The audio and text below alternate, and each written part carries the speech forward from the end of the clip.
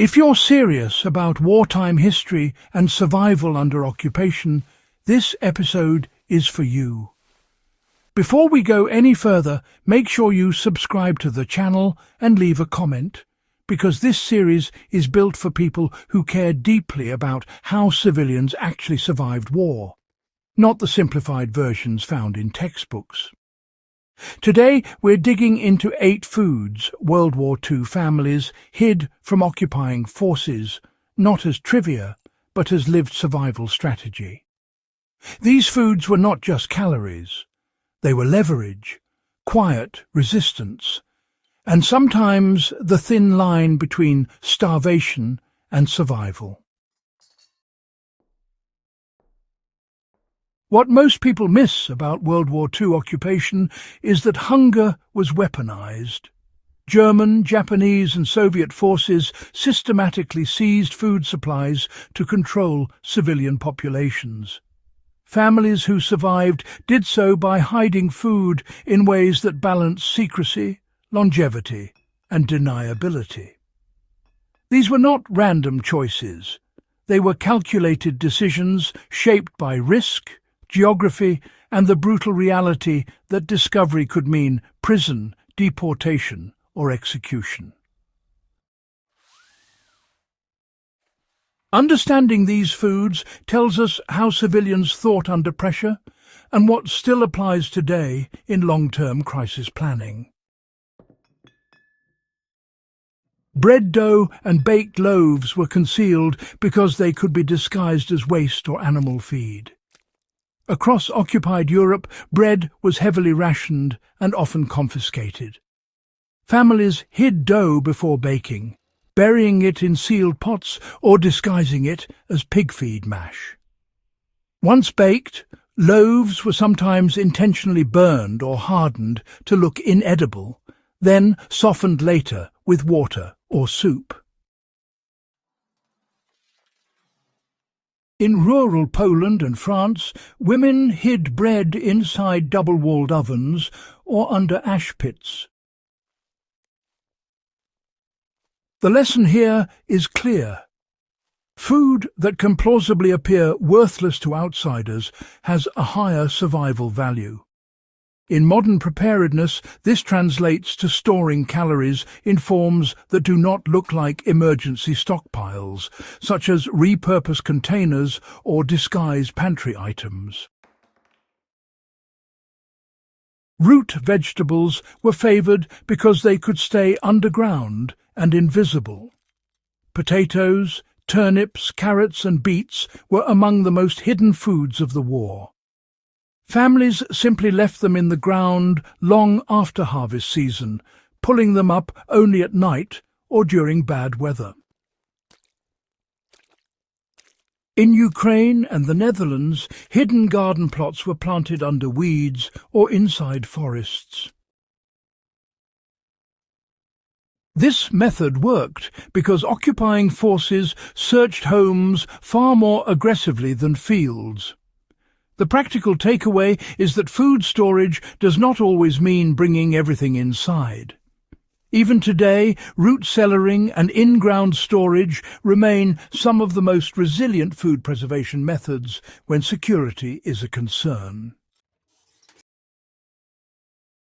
Dried grains and flour were hidden in structural spaces of homes.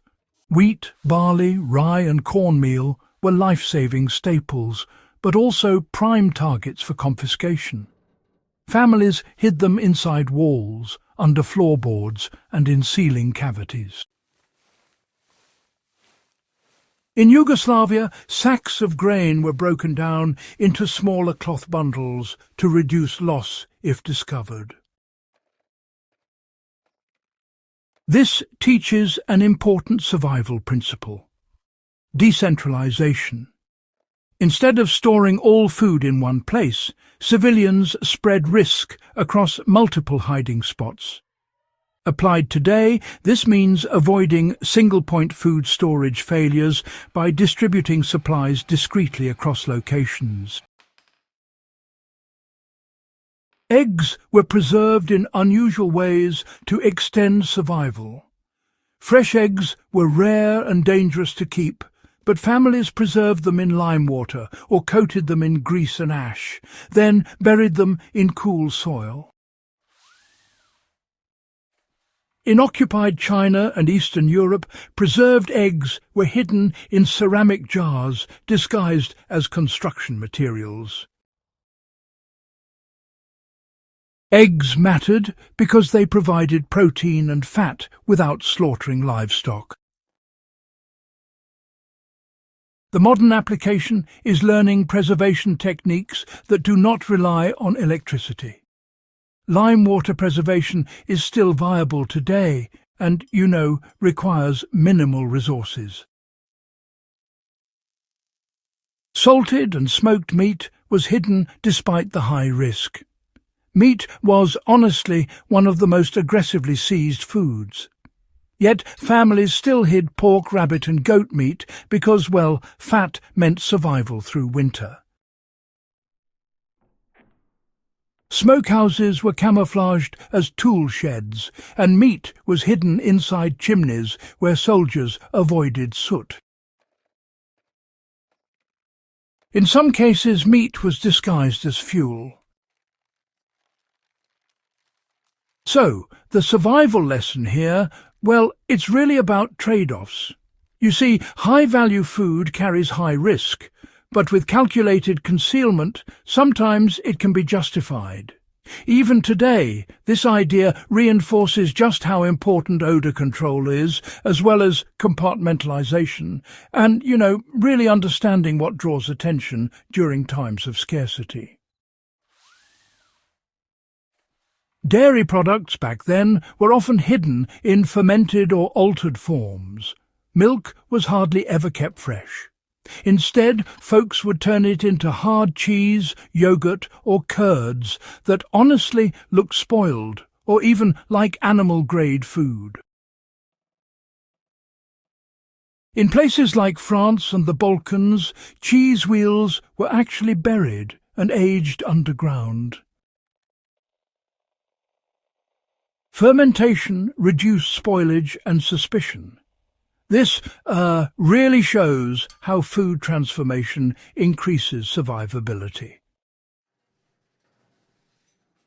For modern preparedness, fermentation remains one of the most effective ways to extend nutrition without refrigeration, while, reducing visibility.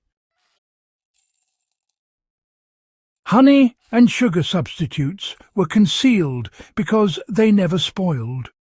Honey was a strategic resource. It never spoiled, provided quick energy, and could treat wounds. Families hid it in sealed containers disguised as lamp oil or construction resin. Sugar beets and molasses were also hidden and processed secretly. The key insight is prioritizing foods with indefinite shelf life. In any long-term disruption, non-perishable caloric sweeteners become both food and medicine. Seeds were hidden as food for the future, not the present. And perhaps the most powerful hidden food was seeds. Families hid grain seed, bean seed and vegetable seed because, survival depended on the next season, not just tomorrow. Seeds were sewn into clothing, hidden in false buttons, or buried in marked but secret locations. This is, perhaps, the clearest survival lesson of World War II, civilians. Food security is about regeneration. Modern preparedness, honestly, without seed preservation is incomplete.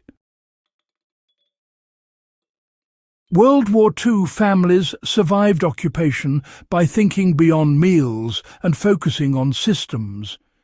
They hid food not just to eat, but to maintain autonomy under force. If you're studying history seriously or building long-term resilience today, these strategies still matter. Subscribe to the channel, share this with fellow history buffs, and, comment with which of these survival methods you think would still work today.